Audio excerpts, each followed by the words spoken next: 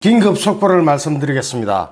검찰이 조국의 오촌 조카 조범동에 대해서 구속영장을 청구했습니다. 지금 여기 나오는 사진은 조범동이가 검찰 호송차, 서울구치소로 가겠죠? 구치소로 가는 호송차에 올라타는 장면입니다.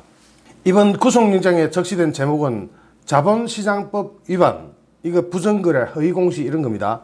그리고 특경법 위반, 특정경제범 가중처벌법 위반, 횡령 배임, 그리고 증거인멸 교사 등입니다. 검찰이 조국 관련 수사에 착수한 이후 조국 친인척에 대해서 구속영장을 청구한 것은 이번이 처음입니다. 여기에 대해서 지금 각 언론마다 써내는 게 그냥 천편일률적인데, 대부분의 언론사에서 한 가지 추가로 같이 쓰고 있는 부분은 10억 3천만 원에 대해서, 10억 3천만 원의 수표 발행에 대해서 이것을 조범동이가 사채시장에서 현금으로 이걸 깡을 돌려갔다, 이런 정황을 확보해 가지고 여기에 대해서 수사를 계속하고 있다는 소식이 대부분 붙어 있습니다. 그런데 이거 가지고는 영장이 왜 발부됐는지를 자세하게 알 수 없겠죠. 그래서 제가 따로 자료를 조금 준비했습니다. 김윤동이라고 있습니다. 김윤동이는 코링크 프라이빗 에퀴티를 만들 때 75%를 투자했다고 적시된 대주주입니다. 형식상 대주주입니다. 그런데 이 김윤동이가 증언을 했어요. 언론에다 대고 증언을 해버렸는데, 김윤동의 증언으로 볼 수 있는 조국의 오촌조카 조범동의 범죄 구조를 한번 보겠습니다. 우선 김윤동, 즉 75%의 대주주라고 하는 김윤동이가 이야기하는 바에 따르면 코링크는 조국의 오촌조카 조범동의 돈으로 만든 차명회사다. 그러니까 실질적인 소유주는 조범동이다. 이렇게 딱 결론을 내놓고 시작합니다. 코링크 프라이빗 에퀴티가 사실 여러가지 조국 펀드의 모회사죠. 모회사가 누구 거다? 조범동이 거다. 그런데 이 조범동이 돈은 어디서 나왔느냐? 조범동이 돈은 전부 다 조범동의 부인 계좌에서 돈이 들어왔다. 그러면 조범동이는 그때 당시 신용불량자였는데 돈이 어디 있었습니까? 그러면 자금 출처가 지금부터 또 수사돼야 되는 겁니다. 아마 수사가 지금 상당히 진척되어 있을 걸로 생각되는데, 지금 추가로 밝혀지는 사항들을 보면 이렇습니다. 제일 먼저 이 코링크 프라이빗 에퀴티라는 회사를 만들 때 당시 대표는 김윤동이 75% 대주주라고 하는 김윤동, 이 75%의 돈도 누가 쏴줬느냐? 조범동이 부인 명의로 쏴줬다는 거예요. 그것을 투자했다. 그러면 당시 75% 대주주라고 하는 것도 바지주주죠. 바지주주. 이 바지주주한테 바지 사장을 하나 소개해달라고 해가지고 이름이 비슷한 김동윤을 소개해줍니다. 이 김동윤이는 누구냐면은 증권사에서 프라이빗 뱅크를 했던 사람입니다. 프라이빗 뱅크 뜻이 뭡니까? 사적 금융, 이런 뜻이죠. 사적 금융을 담당했던 김동윤 씨를 소개받아가지고 이 사람이 바지 사장이 됩니다. 그런데 김동윤 씨가 2016년 5월 달에 돌연히 사퇴를 합니다. 그리고 증권회사에서 기업 금융 업무를 하던 성호성 씨라는 사람을 영입해가지고 이 사람을 또 바지 사장으로 내세웁니다. 그런데 이 성호성 씨도 2017년 2월 달에 돌연히 사퇴를 합니다. 그리고 현재 대표인 이상훈 씨가 부임을 합니다. 여기에서 보면은 전부 다 바지입니다. 그 증언은 누가 했느냐 하니까 저기 있는 김윤동 씨가 증언을 했습니다. 김윤동 씨가 75%의 대주주라고 하는데 저 돈도 전부 다 조범동의 부인한테서 나왔다, 이거죠. 여기에 이제 조국의 처남 정모 씨가 또 들어갑니다. 조국의 처남 정모 씨는 이상훈 씨가 주식을 산 이후인 2017년 10월 16일 그 당시에 약 1%를 삽니다. 1%를 사면서 만원짜리 주식을 한 주당 200만 원을 주고 삽니다. 굉장히 이상하죠. 이거는 거의 정려거든요. 그냥 주는 거나 마찬가지입니다. 만원짜리를 아직 실적도 불분명한 회사에 200만 원씩 주고 산다. 이것은 뭔가가 정리를 했다는 뜻이죠. 그 정리를 할 때 그때 이 자금은 누가 대주느냐면은 조국의 부인 정경심 씨가 이걸 대줍니다. 빌려준다 하는 명목으로 그 당시 빌려줬다고 했습니다. 초창기 주주 명부를 보면 김윤동 씨가 75%, 이상훈 씨가 14%를 각각 보유하고 있었습니다.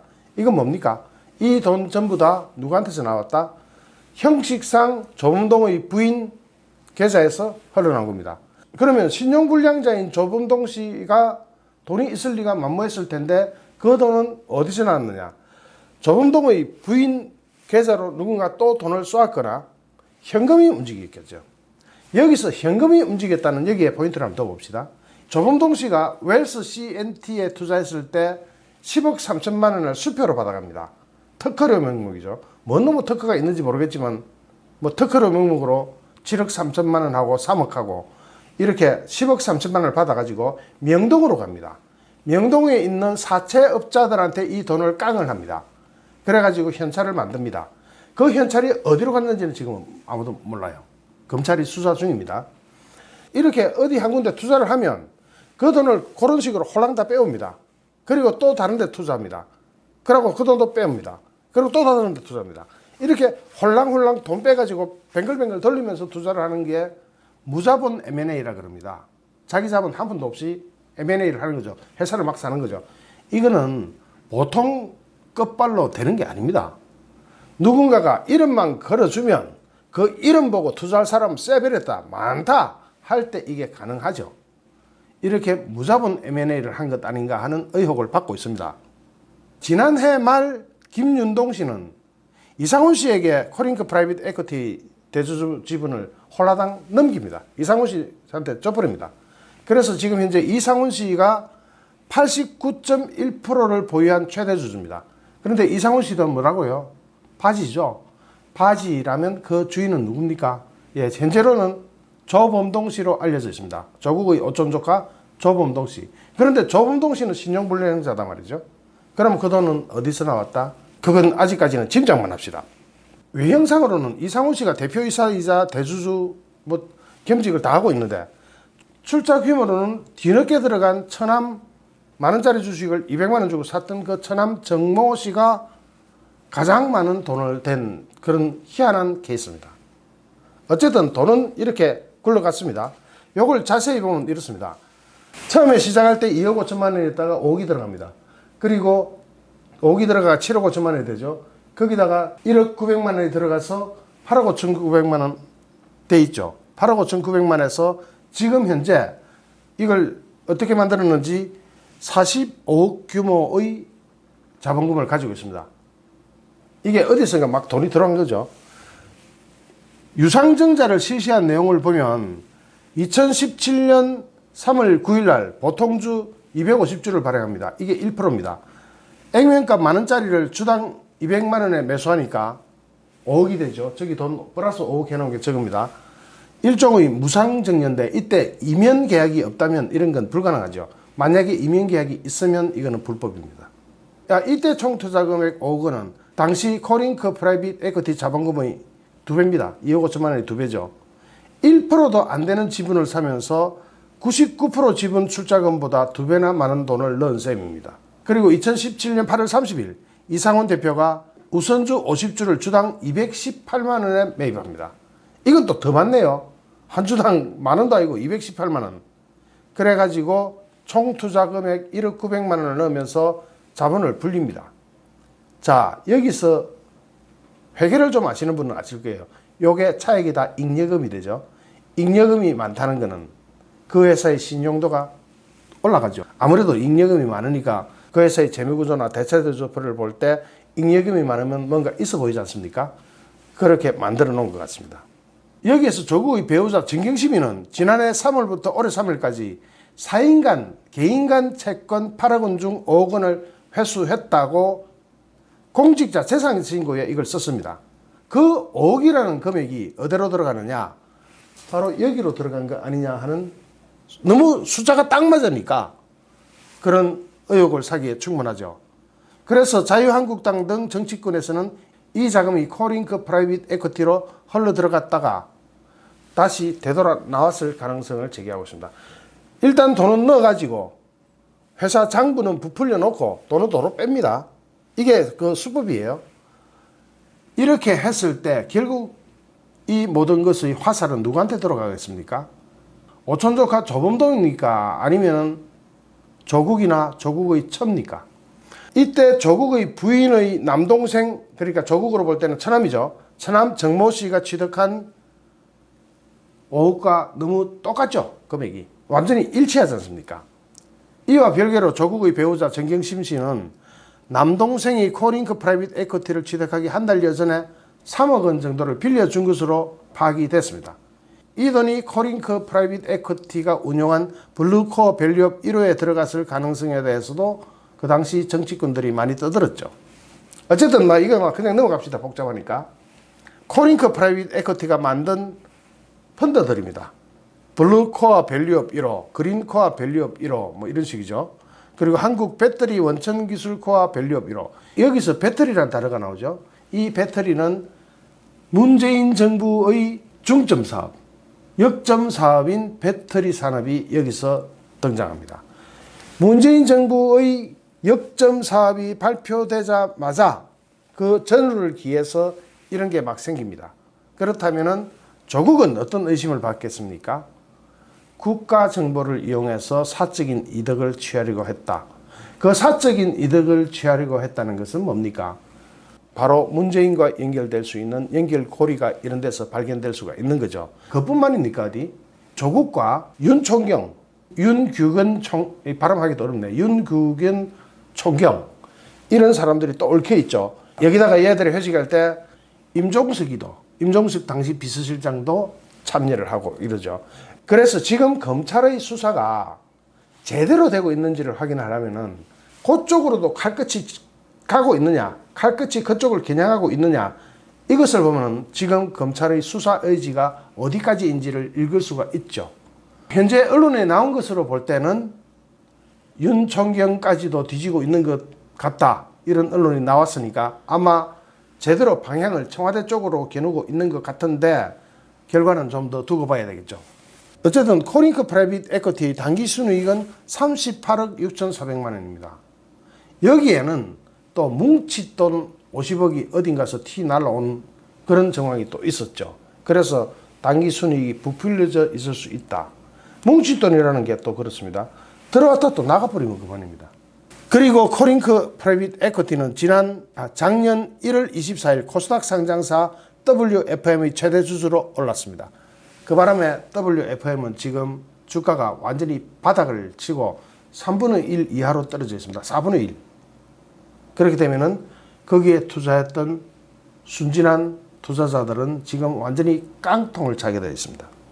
그런데 이 WFM에서 조국의 처 정경심이 월 200만 원씩 1,400만 원을 또 가져갑니다. 그게 언론에 막 나가고 하니까 정경심이 이런 이야기를 하죠.